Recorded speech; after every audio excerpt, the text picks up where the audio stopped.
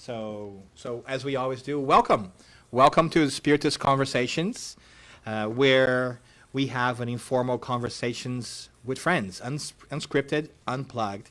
Today we're here in the Spiritist Society of Chicago, celebrating the 10th anniversary, which is an incredible milestone. Very, very woohoo. It's like we have a live audience. Yeah. Never done this before. I know, that's new, that's awesome. Yeah.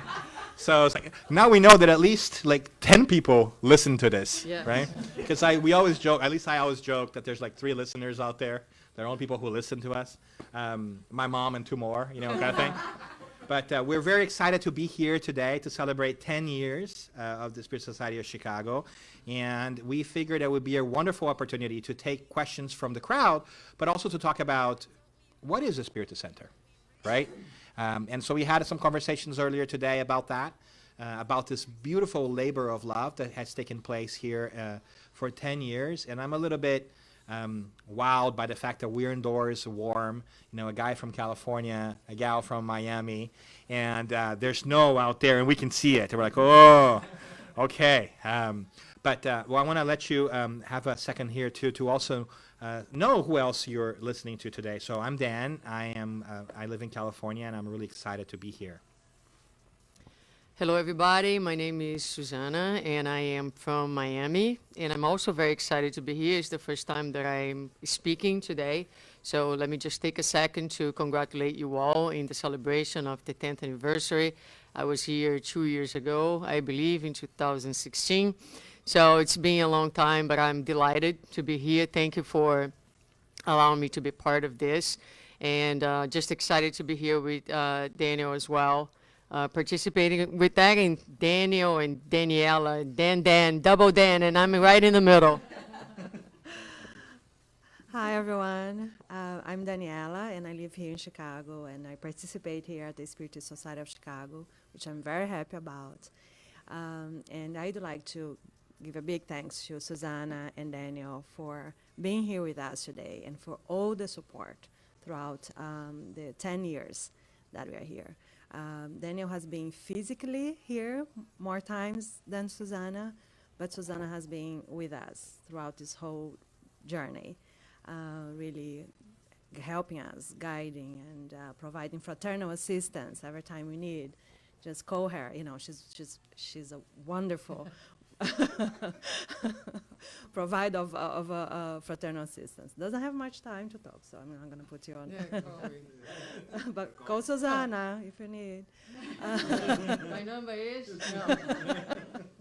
So, thank you for being here with us. So we're very happy to be together, and let's talk about the Spiritist Center, right? All right. So, So what is a Spiritist Center?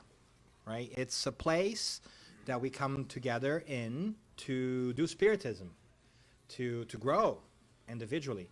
And it's kind of hard to tell you exactly what it is because no Spiritist center is alike, right? Just like Spiritism tells us that we need to find our own path and grow in learning in general, each Spiritist center may look different and may have different activities because the group that got together there decides that they want to focus on this or on that, which I think is somewhat confusing sometimes for people because you never know what you're going to get in the sense of, some people have a meeting that might be 30 minutes long, and another one that must be an hour and a half long, and some of them have prayers in the beginning, and some of them have prayers in the beginning and the end, and some, so it really depends. So we always encourage people to get to know their Spiritist center and find one that fits their personality and their style.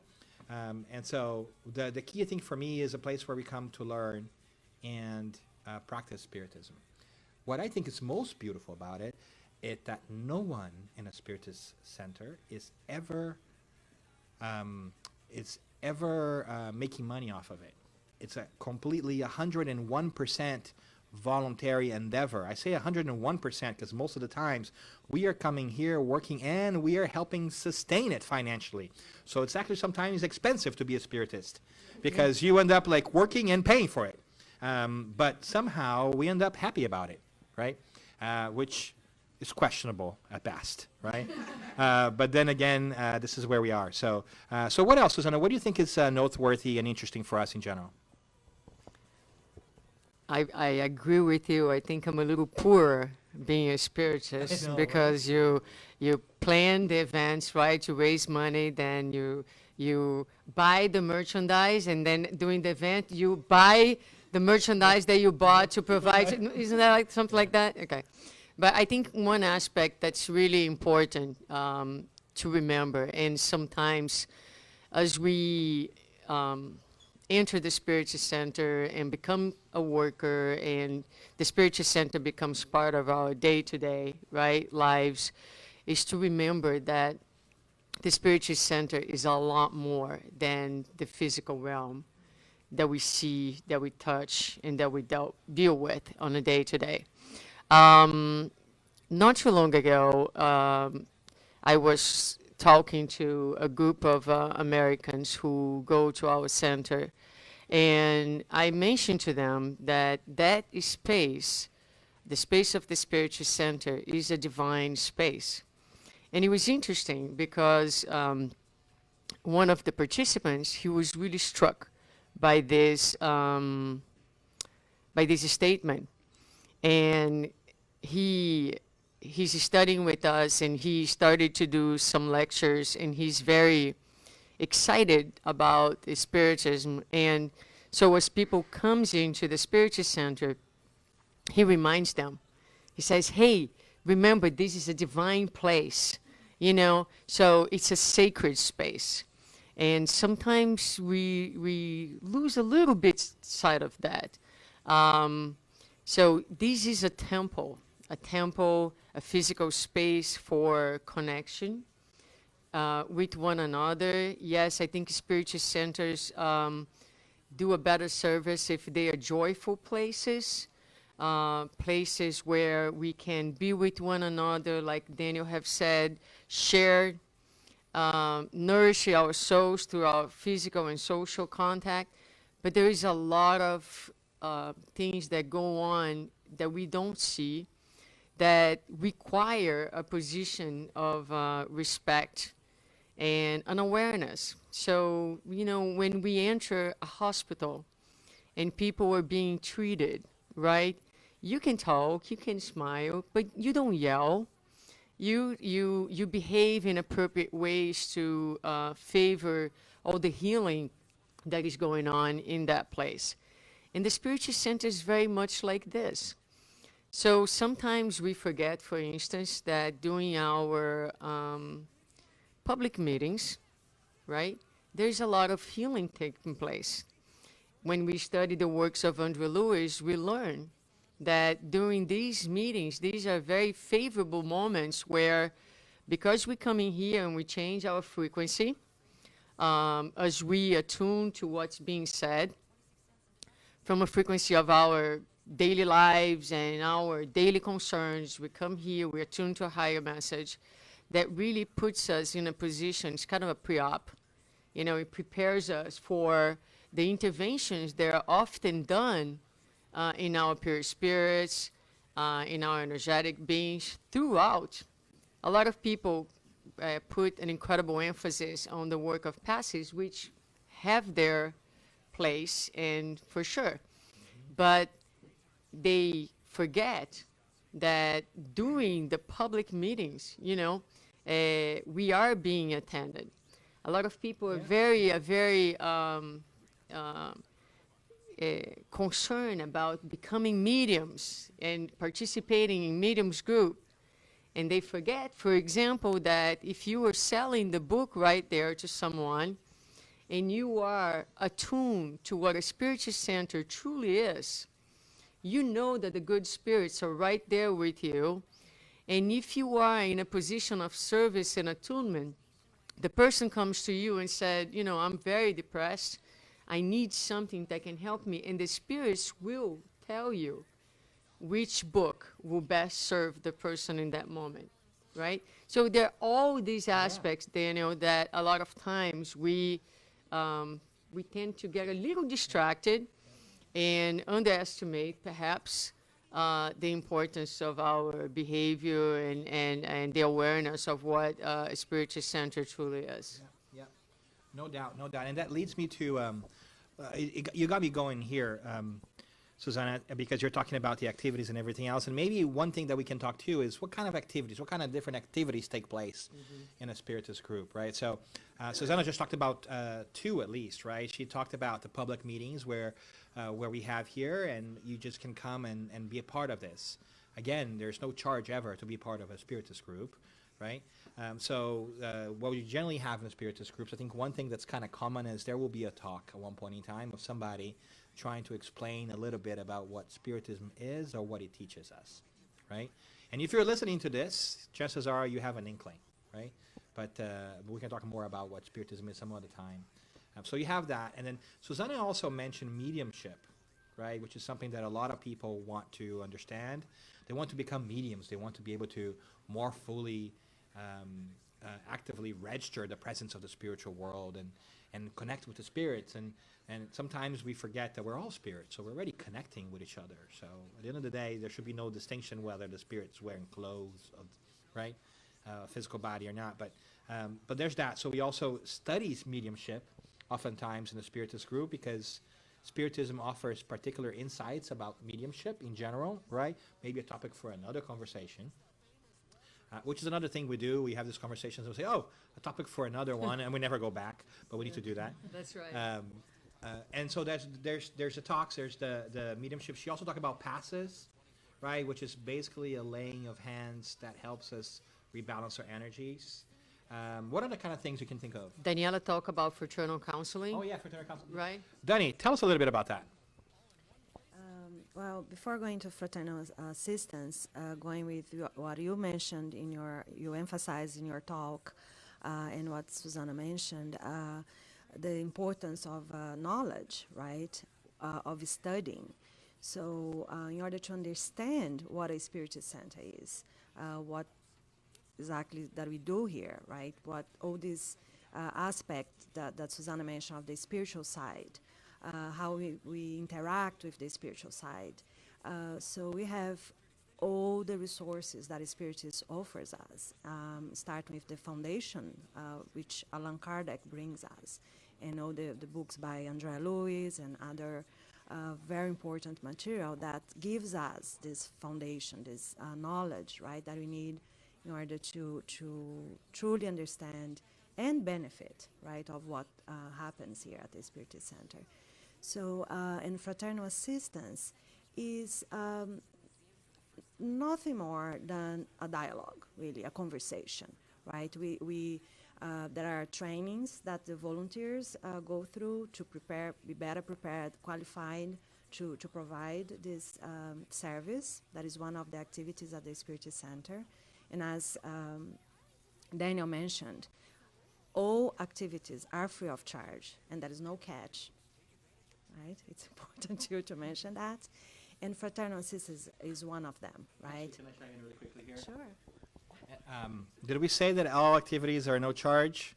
Yeah, but feel free to donate money to your Spiritist Center because the group needs. You got to pay rent. Just want to make sure. Like, no charge. Yeah, you don't need to pay anything, but somebody's got to, right? So if you can, and if you can help, look for somebody and say, hey, can I help? Because, there's rent, there's water, there's, everything else that takes. Oh, Chicago, there must be heating too. Yes. Ooh, I don't know what that bill looks like. I think our equivalent is the AC bill. You guys are probably the heating bill. But anyways, just want to point it out there. Just because it's no charge doesn't mean you can't help financially, right? Thank you, Daniel.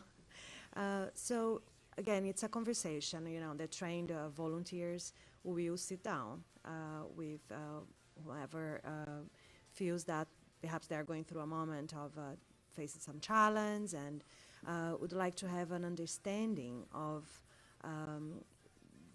a different perspective, right? Because we many times can reach some roadblocks in our lives, and so it's what we provide. So it's not a session of therapy. It's not a psychological session, right? But it's a therapeutic in a sense that we sit and we have a conversation and trying to understand and bring some light and on whatever the issues we may be facing from the spiritual perspective. right? So, and it's also very important to mention that all of that is done with confidentiality. Thank you. And so it's right. We don't leave the fraternal assistants sharing with everyone what happens in the session, right? So that's important too. Yeah, I wanted to just mention something, because I said fraternal counseling, and fraternal assistance is a better term, because we are not counselors.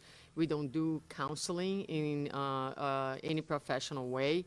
It's kind of a habit of language more than anything else, but I think that's an important distinction to be made. And Daniel started talking about how the Spiritist centers can be and can look very differently. So how about, I mean, if we share a little bit of what our Spiritist centers provide, so people can have a sense of like how different the activities can be. Great. Do you want to start? Sure, sure.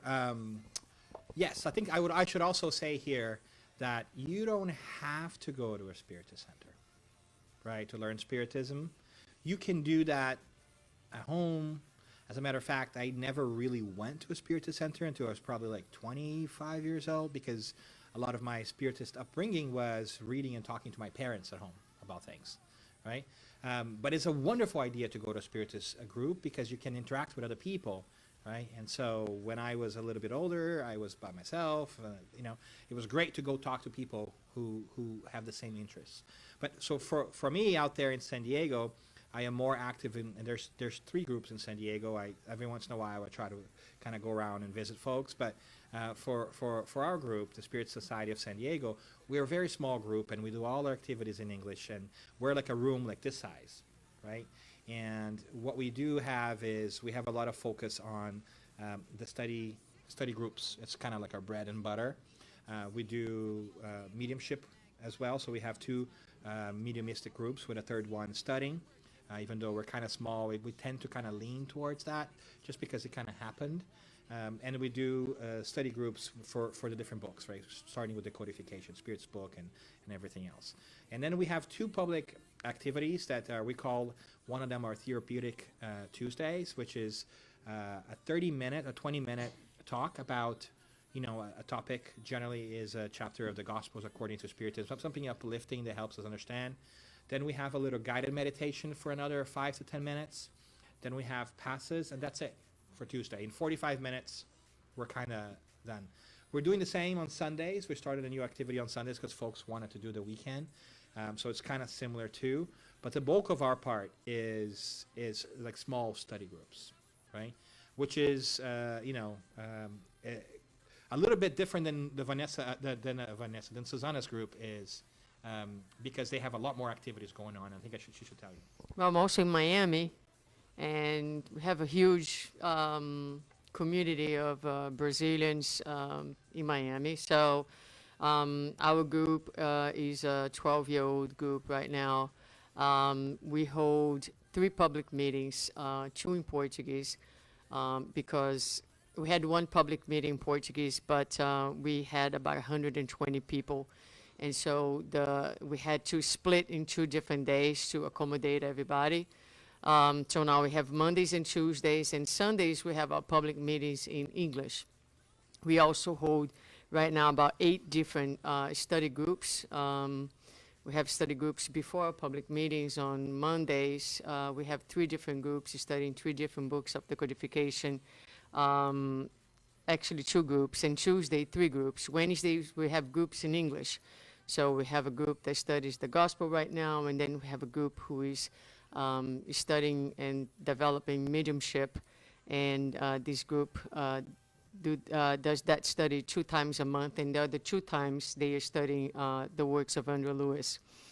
And then on Sundays we have another study group in English before our public meeting. So we have grown quite a bit. We also have once a month a welcoming meeting for new people who are at the center, so that the center is introduced to them, as well as Spiritism. So they come in, right? So they come in and we announce that meeting throughout our public meetings, and we say every second Tuesday, every second Sunday and Monday of the month, we have parallel to our public meetings a small group. So we have a person who sits with them and say, this is what we are, this is what we stand for, and these are the basic principles of Spiritism. Andrea and Marcelo from Miami, they have recorded a really nice video that it's available, What is Spiritism? So we play that.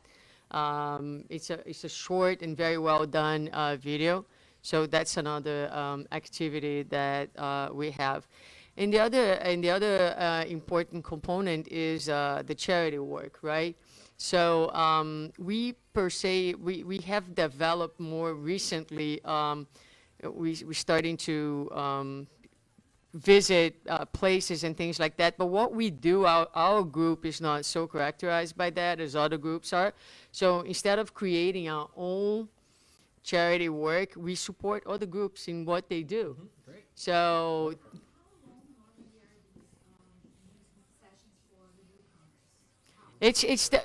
she's asking how long are the sessions for the newcomers. It's the length of the public meeting. So while the public meeting is going on, which is usually an hour, we separate those people and just sit with them and have for that same length of time. Mm-hmm.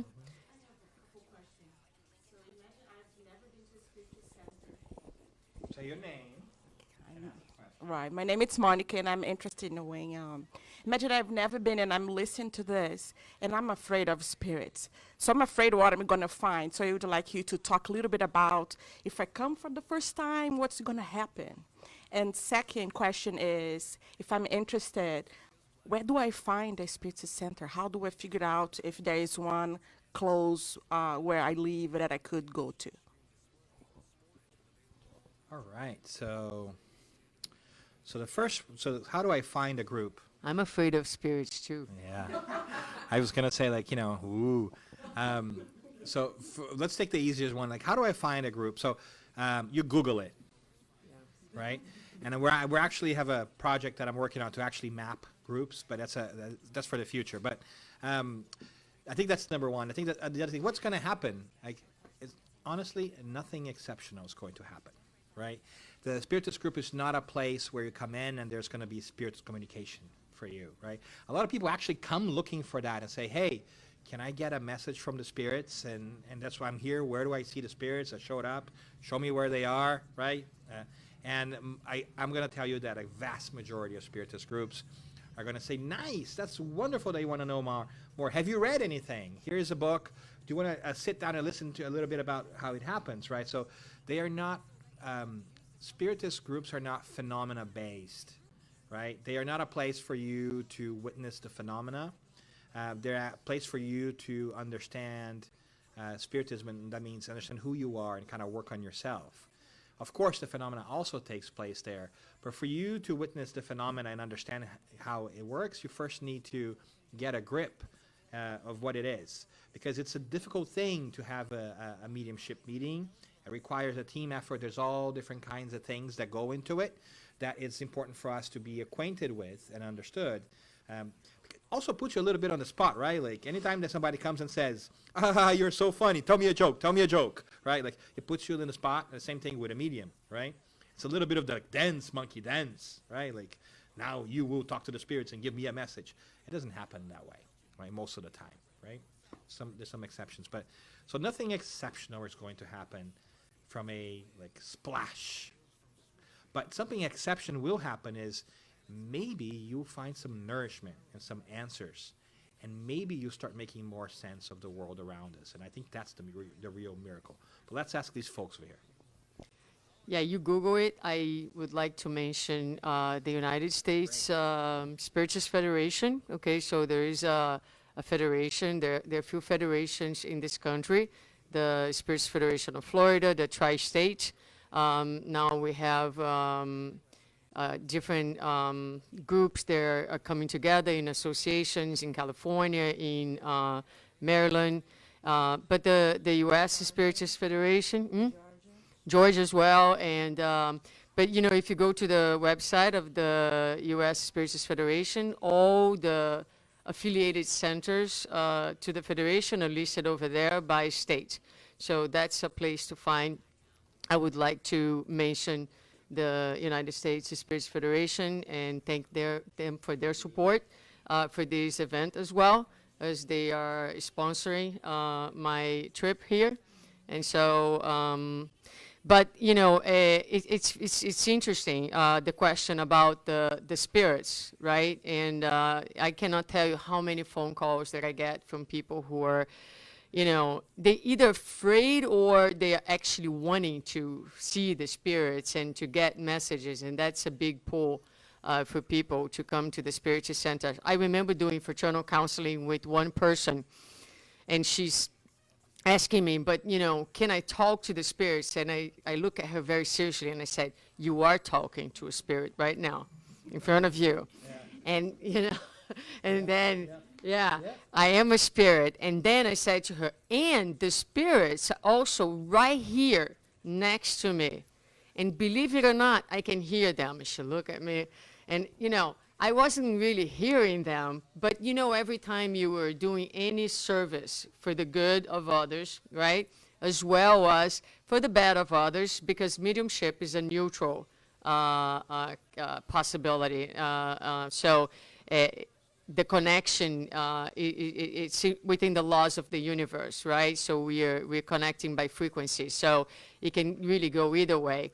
But so what I told her is that the spirits are here. They are, you know, we are working through what's called intuitive mediumship. And they're always working right next to us. And, but I just remember because, she, you know, I never forget this because she made a face like, you know, you are talking to a spirit. And I should say, when Susanna says they're always next to us, it's not us, it's Everybody. Us, everybody over here. So you're also part of that, or that piece, right? Danny, you want to say something, or you want to toss some questions out there? Well, anything else that you guys might want to ask or add into the conversation? So I have children, and I'm wondering how can they be part of this process of coming to the center? Are they welcome, or it's only for adults? How does it work? Children cannot be part of this. We think that spirituality is not for children. They have no place in the world. Actually, we don't know why children are there. No, absolutely, children are great. Daniel, you're scaring the girl over there. She's looking at her mom like, is he serious? Can you please? Well, she's now awake. I've done my job. I've done my job. She's like, like, all of a sudden, right? You were like, oh, wait, hold on a second here. But then it doesn't apply to her because she's like grown up. Yeah. She's basically a mini adult, right? Absolutely, there is a place. I think that you need to talk to the different groups, and actually, they have a lot of activities for kids sometimes, and it varies from like just hanging out while the talk is happening to actually like little study groups and things too. But fundamentally, yes, because for us spiritists, we recognize that we are spirits, right? We are not the physical body. So children are just spirits who are in a smaller body, right? But they are full-blown spirits just like us. They're just getting the hang of things. And as they grow up and mature, they come into their full selves. So absolutely, we want to include children in our daily thinking about spirituality as a whole, because when Spiritism starts to get a hold of you, it transforms the way you look, and you look at everybody as a spirit. Everybody is a work in progress, right? So. Yeah, in fact, in Spiritism, there is an incredible emphasis on the education of our children and the youth, because we know that this is a phase where, before adolescence, their personality is not entirely in yet, and so it gives an incredible period where they can be influenced. And so it's a very, very important phase that we have to tap in as educators, as parents. So Daniel said that most of his Spiritist education was done at home. I had quite a bit of that, although I think I was pretty much born inside the Spiritist Center. So It's just almost, because my whole family, I mean, my experience has been in the Spiritist Center from the very beginning. And I was just speaking recently in Brazil, and I started my lecture by recognizing the presence of my mom, who was in the audience with me, and encouraging the public to educate, to not, because a lot of times we prioritize so much the intellectual education of our children. We are so incredibly concerned about the schools that they are going, and the 175 activities that they do before and after school. But yet it's difficult for us to find time and to prioritize the moral education and bring to the Spiritist Center, you know. And this is, I feel like, you know, my mom have left me everything that I needed. I don't really need anything else, you know what I mean? Because once I have the foundation, the faith, the understanding, the study, I have the inner structure to travel through my life with the resources. What makes the difference between people is not that some have an easier life than others. We all have challenges. What makes the difference is which resources do you have within yourself to deal with the challenges of life. So this is the best gift you can give to your children. And the Spiritist Center play a huge role on that. They should, anyway. Of course, like we've been talking here, we have different places, we have different physical possibilities. You know, at our center now, we have a work on Sunday, we have work on Tuesday for the youth, because it's 8 o'clock at night, so the youth goes during the weekdays.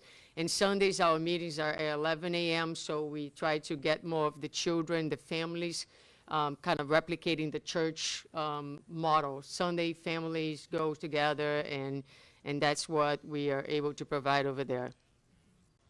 It's fantastic.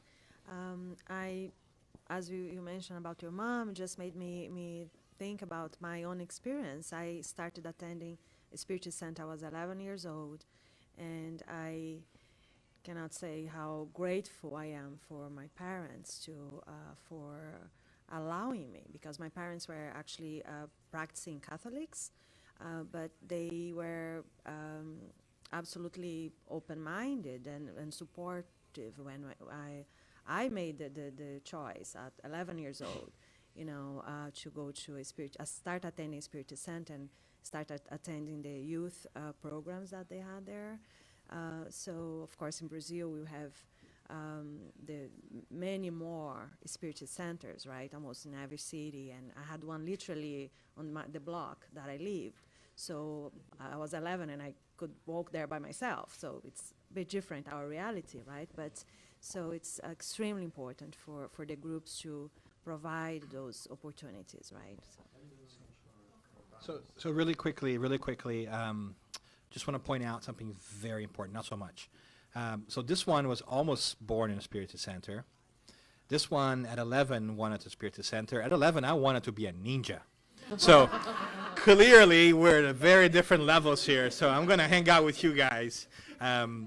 But all jokes aside, we are coming up on our time, and we want to be mindful of that, and because there's more things coming up. But this is what we do. We just stir up the conversation, and we hope that you will continue this conversation wherever you may be, and have conversations with your friends. Have conversations about what is your group like? What else should your group do? We're celebrating 10 years of the Spirit Society of Chicago today. They didn't start this way. They have different things. They change through time. Talk to each other. There are many other groups here. We're also very happy that our folks from the Spirit Society of Illinois are also here today, a sister organization, so we want to give them a shout out. Check the Spirit Society of Chicago out. Check the Spirit Society of Illinois out as well. You know, if you're out there in Iowa, you know, there's people here who might want to start a group there, so also chime in, let us know. But we want to just do a wrap around here and ask Daniela and Susanna, what is your favorite thing about Spiritist Center? What are the last thoughts that you might want to leave to those who may be listening? I may be very biased, but I love everything about the Spiritist Center, but I especially love the connections, the people connection, right? The relationships that all the richness that comes with getting to know one another and supporting one another in our journey. So, but everything is great. What's not to love about the Spiritist Center, right? When you start studying Kardec and you fall in love, and Andrea Lewis and all the wonderful knowledge, and so I love everything, really. You were many, many years ahead of me, because I have a theory that if you want to do a PhD in people management and relationships and become really good at it, as if it's not enough to go to work every day and deal with that society and then go home, deal with that society, then you choose to come to the Spiritist Center, where there's a whole bunch of people that are somewhat dysfunctional, and try to make these relationships work. So I don't know if that is my favorite part, although I love everybody. So I'm just like, somebody told me yesterday that loved me, but for my transparency, I'm being very transparent. I think that that's one of the major challenges that we find in the Spiritist movement, and I'm going to talk about that, is relating, right? We are awesome about doing talks. We are awesome in our charitable work, and we are like okay in the realm of relationships. But yes, I do love that too. It's a joke. I mean, I do have in the Spiritist Center my spiritual family, and you know, it's hard to imagine my life without them. But for me, the most fascinating aspect of the Spiritist Center and what the Spiritist Center and Spiritism offers is the miracle of transformation. Is to witness someone to walk in completely destroyed, completely devastated, and completely without faith, in a position of scarcity and need, and see the journey of that person from someone who doesn't think that has anything to offer and need to receive, to become someone who understands and become aware that he or she too has something to offer to the world. And so the empowerment that comes with the journey within the Spiritist Center, and along with that, one of the most fascinating and seducing things about Spiritism is that Spiritism puts the power of happiness within one's hands again. So you believe through the study of Spiritism in the Spiritist Centers that you learn that the power for happiness lies within you. You don't need really anything else. It's all within you. So, you know, I think it's a huge shift. It's a gift. It's a gift that we get from this experience in the Spiritism brings, but that Spiritist Center facilitates, right? So it's the place where you can read, but you know, when you come together to study, to discuss, that reading goes at a much, you know, takes a much deeper level. Yep. Yeah? And you gather the experience and the point of view of others, so it really adds to your learning and your experience. How about you? Yeah, I think you nailed it. I don't think I can do better than that or add anything Probably else. not. Probably not. For sure not. So I just want to just echo the last part, specifically what she said. I think she really honed in beautifully on the transformation piece, right? That's what we're here for. So I can't add to that at all. But I think that what I really like is the different perspectives. Is coming in and hearing people who read maybe the same book I did, or maybe the same passage of the book I did, and they have a different take on it. And I'm like, whoa, I did not think about it that way. And I find it incredibly fascinating and motivating and interesting, because I could never have thought about it that way. Even if I end up not ultimately like taking that perspective in and making it my own, I still love that I was exposed to that and made me think differently about the world in general. And I honestly think that the only way that we can grow is when we consider what's different than us, right? So the Spiritist group does give us a sense, a safe place to do that in, right? Because everybody's trying to get it right. So it's a really wonderful opportunity to grow and learn. So, and I hope that that's what you do here too. And we know that actually that's what you do here. So we're really excited about that. We want to congratulate the Spirit Society of Chicago's 10th anniversary one more time. We want you invite to keep coming back to get to know more about the Spirit Society of Chicago, who's on the web at a very creative web name, spiritistsocietyofchicago.org. And you can also very creatively find it on Facebook under the Spirit Society of Chicago.